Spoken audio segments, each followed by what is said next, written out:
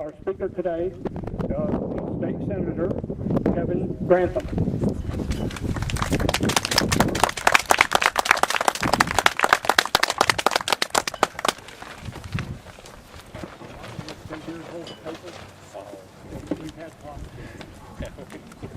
Actually, I think I'll be all right. You'll be okay? I think I'll be all right. Good morning. Good morning. What a beautiful morning to be doing this.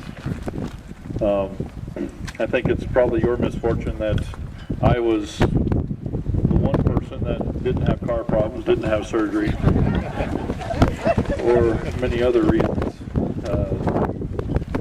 to save you from having to listen to the politicians speak.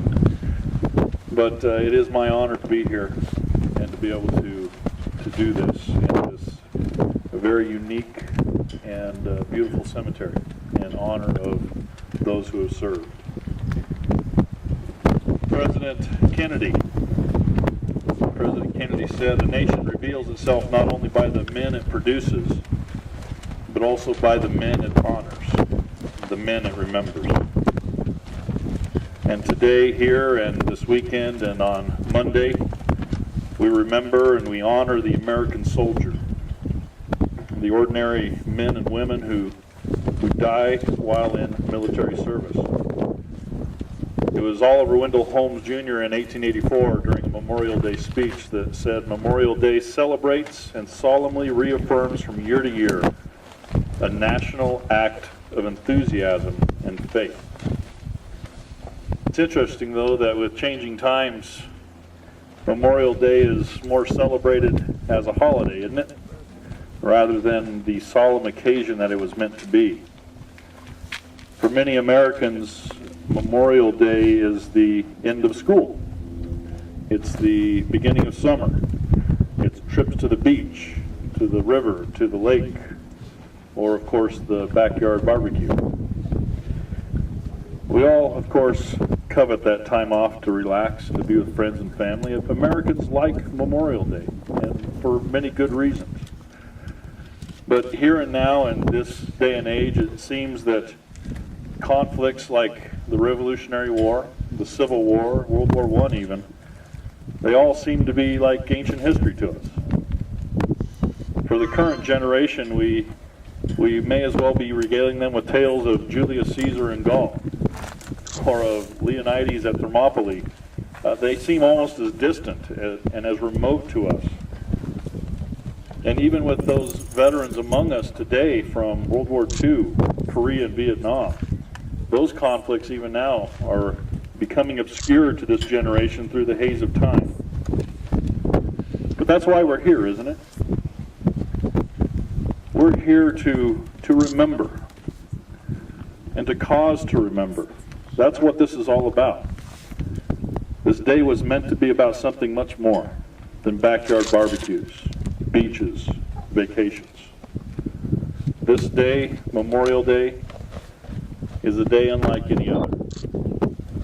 Since 1868, we have come together in our communities, towns, and villages to place flowers and flags on the graves of those who have given their last full measure of devotion to our country. We have come here to remember and honor those who have done their duty as God allowed them to see that duty.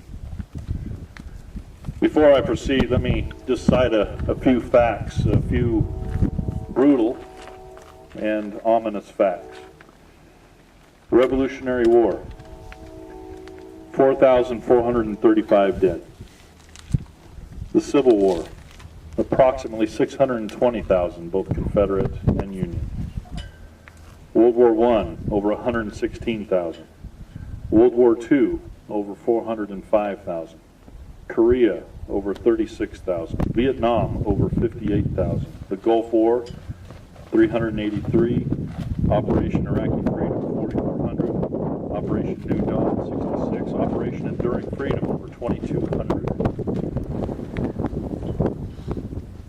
Those Americans who died in all of these wars, and there are more that could be mentioned, they did their duty. We know who they are. We visit the cemeteries. We know the dates of their shortened lives on the headstones. We know their loved ones, their wives and mothers, their children, the friends who will always miss them. They leave us a legacy of freedom. They taught their children and their children's children the value of sacrifice, of work, virtue, all necessary conditions of freedom. They taught us the love of country. These soldiers have become our teachers. The words and the deeds of their lives remind us of human excellence, of the things for which we stand, of the courage that is necessary to maintain those things. They taught us what it means to be a citizen of the last best hope of earth, America. We should look at their courage, their resoluteness, their actions. You know, these soldiers, they didn't expect much from life. In fact, they thought themselves rather ordinary, didn't they? But they ended up being great because much was expected of them, and they didn't disappoint. One thing is certain, as the historian Victor Davis Hanson said, thank God we don't have to fight anyone like ourselves.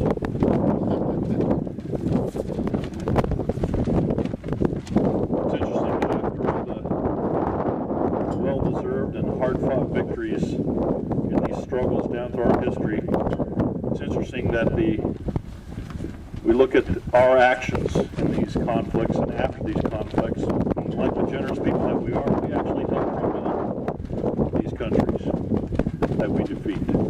We write constitutions for the defeated. We insist that their regimes turn towards democracy and rights. Instead of enslaving the defeated, we set them free. At their finest hour, Americans treat their vanquished with magnanimity. For this, Americans will be remembered, should be remembered. But how easy it seems for us to forget, so much so that we must remind ourselves of these sacrifices. But it is that very silence of those who now rest here in this cemetery that calls us to remembrance. And it's that thought that reminds me of a poem that I'm sure many of you know that was born out of World War I in Flanders Fields. In Flanders Fields the poppies blow between the crosses that mark our place, and in the sky the larks bravely singing fly, scarce heard amid the guns below. We are the dead. Short days ago we lived, felt dawn, saw sunset glow, loved and were loved, and now we lie in Flanders Fields. Take up our quarrel with the foe, to you from failing hands we throw. Be yours to hold it high. If you have faith with us who die, we shall not sleep, though poppies grow in Flanders Fields. We must remember them. We must honor them. But how is it possible to honor such men, both the dead and the living? Perhaps we should make certain that the stories about them are told and retold to our children and grandchildren. Perhaps we should try to imitate the purposes and lives of these heroes, both those who came home and those who will never come home. Perhaps we should just sincerely and solemnly and even silently sometimes give thanks to God at every waking moment for these heroes who made sure that this island of liberty would continue. Perhaps we should remember that these heroes are more than just statistics. They are more than just numbers to remember. They were sons, they were daughters, they were fathers and mothers, they were husbands and wives. They had loved ones who, once sending them off to war, knew that there was a possibility that they may never again embrace them. And so too often they didn't. They had names. Many of those names were from Colorado. Some of them were lost just in this last year. Names like Jordan Bear of Denver, Daryl Enos of Colorado Springs, Ryan Hall of Colorado Springs, Keith Jacobs of Denver. Names like Christopher Birdwell of Windsor, who through his heroic actions on August 27th of 2012 sacrificed his own life, saving several of his fellow soldiers. He was posthumously promoted to Staff Sergeant and awarded the Bronze Star and the Purple Heart. Names like Staff Sergeant Brian Cowdery of the 3rd Battalion, 82nd Combat Aviation Brigade, 82nd Airborne Division of Fort Bragg, North Carolina. Brian served his country through one tour in Iraq and was in his 3rd tour in Afghanistan on a medevac chopper. He was one of those heroes who flew into the firefight, into the heart of combat to save those who had fallen in the field.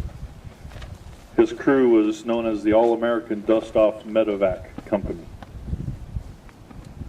In October of 2011, while doing what he loved, serving his country, Brian was killed in action in Afghanistan.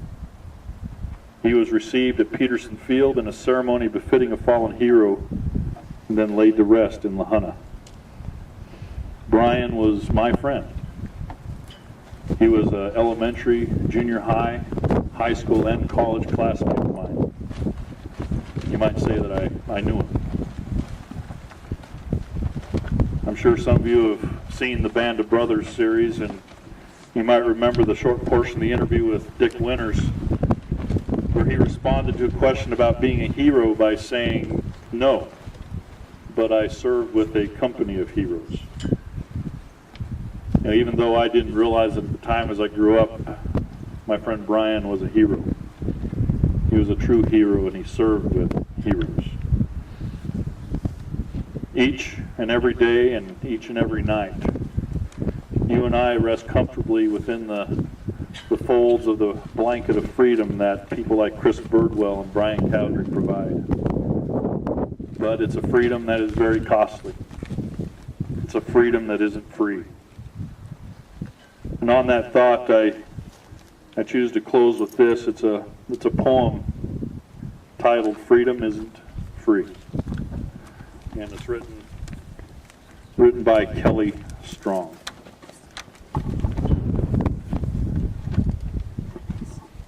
I watched the flag pass by one day. It fluttered in the breeze.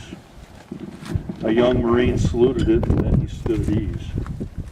I looked at him in uniform, so young, so tall, so proud, he'd stand out in any crowd. I thought, how many men like him had fallen through the years? How many died on foreign soil? How many mothers' tears? How many pilots' planes shot down? How many died at sea? How many foxholes were soldiers' graves? No, freedom isn't free. I heard the sound of taps one night when everything was still. I listened to the bugler play and felt a sudden chill. I wondered just how many times that taps had meant amen. When a flag had draped a coffin of a brother or a friend. I thought of all the children, of the mothers and the wives, of fathers, sons, and husbands with interrupted lives. I thought about a graveyard at the bottom of the sea, of unmarked graves in Arlington. No, freedom isn't free. Thank you all. God bless, and may God bless America on this beautiful Memorial Day.